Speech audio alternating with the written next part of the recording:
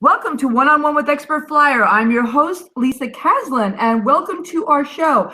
Today, we're really excited. Everybody loves to hear travel hacks, and we have got a phenomenal expert with us. He is from across the pond, Jonathan Breeze. He's the CEO and founder of Aardvark Compare, which is a travel insurance marketplace. Now, don't start groaning. I know when everybody hears insurance, they get all, ugh. But let me tell you, Jonathan has some hacks that are going to raise the hair on the back of your neck today. Welcome, Jonathan. Thank you very much for having me. It's great to be here today. Good. So I caught your Quora post, and I thought it was fascinating. I mean, we were going to talk about something a little bit different with regards to refundable, non-refundable tickets, but I want you to kick off the conversation with this really interesting discussion that you started on Quora this week. Okay, so just a smidge more about me. I was a Royal Air Force pilot. I flew business jets for a while. I then got onto the other side and started getting involved in travel agency. I built one of the world's largest concierge programs for banks and insurance companies. So I've been on the travel side for a while.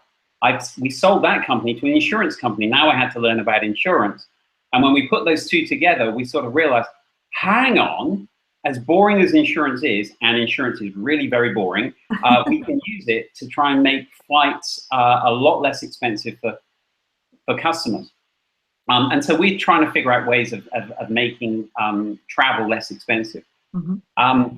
One we just tripped over earlier this week was to do with code share. So code share is where your airline puts you on another carrier's aircraft. And we'll use the One World Alliance if I can. I'm based now in the States, live in Miami, but go backwards and forwards to Europe, as you can imagine. So if I look on the American Airlines website and I look for a flight back to London, many of the flights are American Airlines, but some of them are British Airways. It's got an American Airlines tail number, call sign, but it's a British Airways flight. I'm going to be on a British Airways aircraft. We were looking at a flight. It was a refundable coach seat, $5,000. That was quite a lot of money. Mm-hmm. And that was, as I recall, the least expensive refundable seat at the time. American had a few options, and one of those options was British Airways. Mm-hmm. You would think that if I went to the British Airways website and put in the exact same details for the exact same flight for a refundable ticket, that the price would be the same, right? Yeah. It wasn't $5,000. It was $4,000.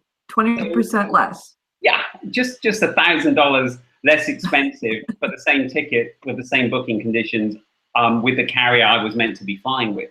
So what's going on here is you have two yield management systems, British Airways and American, trying to generate the most amount of revenue that they think they can get away with. And British Airways thinks when it sells those tickets, it can only get $4,000 for them. But American thinks it can get $5,000. So American's going to price $5,000 for the ticket that BA, with all the shame in the world, thinks it can only get $4,000 for. Our friends in American are able to get an extra $1,000. So, ouch. If you trust your airline, and you see codeshare flights, yes, have a look around. I mean, there are the chances are on a codeshare flight you're going to see a very different price point if you go to the person that's operating the aircraft. Okay. So break it down for us as simply as possible. I am an American Airlines frequent flyer. I'm in their frequent flyer program. I go through the paces just as you described. I want to fly to England, and there is a choice of flying either an American Airlines aircraft or a British Airways aircraft.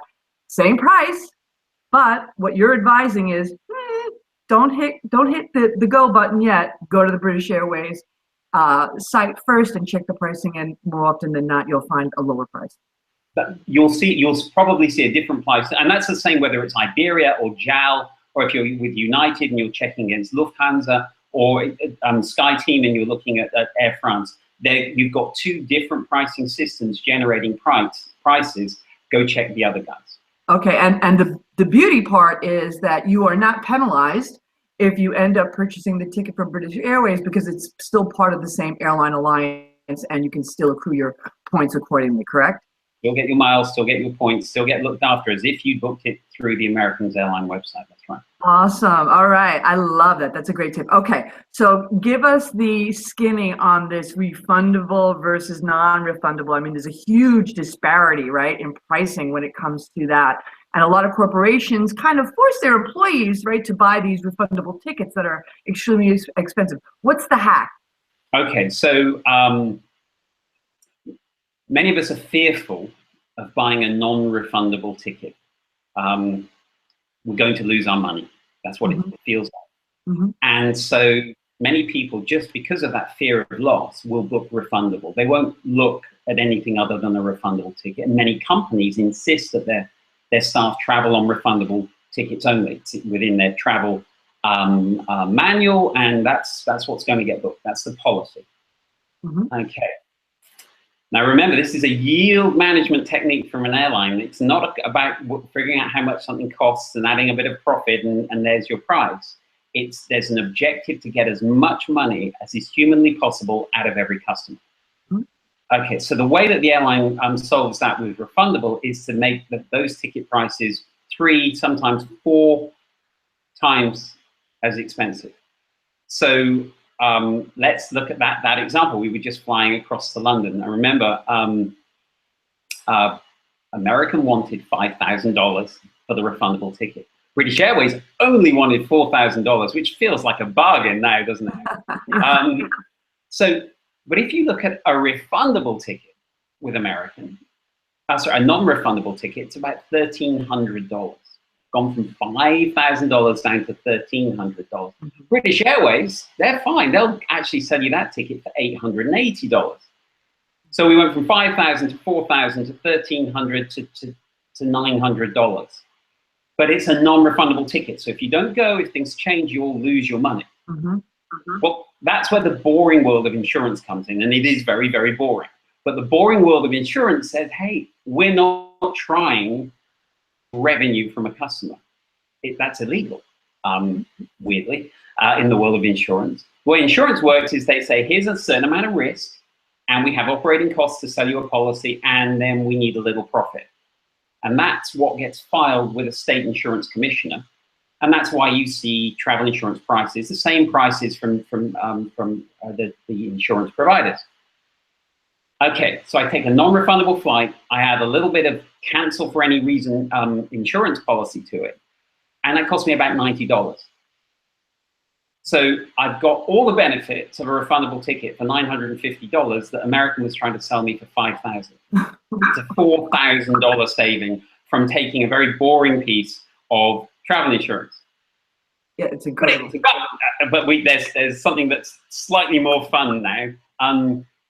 So what you heard was buy non-refundable and take some travel insurance. And then you remember, hey, look, the airline will sell me travel insurance. What do you think the chances are that the airline travel insurance is going to cover you for things like canceling if your boss changes his or her mind, or you just changing your mind? Yeah, 0 to none. Yeah. 0, right. So what the airlines have got is a specially designed set of travel insurances, which is very, very good if you get sick, and not very good at all if you need to cancel because your vacation just got changed. And what is the difference between pricing?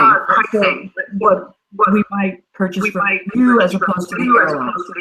Okay, so on this instance here, you've got a $900 flight, non-refundable. You want to insure that. The airline's going to charge you about $60 or $70 for it. But if you get fired, you're okay. But if work changes, you've got some problems. If your leave gets cancelled, you've got problems. If vacation cancelled, you have some problems. So what we do is take all the travel insurance companies that we work with, put them into a marketplace, and then customers can see what coverage they need. So if they want skinny insurance like the airlines, we've probably got a lower price for them. If they want a more robust insurance in order to help them get coverage if they cancel for work, that's out there as well. And that sort of thing tends to cost an extra $10 or $20 on this type of policy. But the reality is customers who spend a lot of time with price sensitivity on airline flights probably want to spend a couple of minutes doing the same thing for travel insurance. Their ticket prices are dropping from, in this case, $5,000 down to less than $1,000. Wow. It takes a few minutes. It's amazing. I mean, I hope there's some corporate travel people listening to this now, because this is going to save their company a lot of money. It's free. The thing is, it is free money for them, because, and you might say, well, why on earth is the insurance so cheap? And the reason it's so cheap is because people actually don't cancel. Yeah. They go to the business meeting, they go to the convention, they go to the wedding that was booked, they go on vacation with their family. So as much as we have fear of cancellation, and we're right to, because some weddings do get cancelled, and some trade shows do become less appropriate for a company, and some meetings get cancelled as well, but most of them don't. So if you're worried about it, take the nice, cheap, throwaway ticket, take a piece of insurance, and, you know, one time in 10, one time in 20, you'll put an insurance claim in. Awesome. Great advice. So listen, if folks want to find out more information about you and Aardvark Compare, where do they go? Well, Aardvark Compare is a website. It's AA. I'm sure you remember this from school. We called ourselves Aardvark because we wanted to be first. So we're Aardvarkcompare.com. And I write a lot on Quora as well. Whenever there's an opportunity to find a way of trying to save a little money for someone, we're offering that advice there, including putting your business card in your suitcase, because when the airline gets ripped off, and it does from time to time, they don't know who you are. If you've left the business card on the inside, they'll find it when they open the bag, and they open every bag that gets lost. And if there's a name and a number and an address there, they'll get the bag to you the following day. Oh, that's a great tip. And so easy, right? The little thing. It doesn't have to be hard to be smart. No, it doesn't. There you go. That's all I have that I can offer you at the moment, Lisa. Oh, that's plenty. That's plenty. Listen, thank you so much, Jonathan. It was a pleasure having you, and we will have you back again. Take care. All the best. Take care.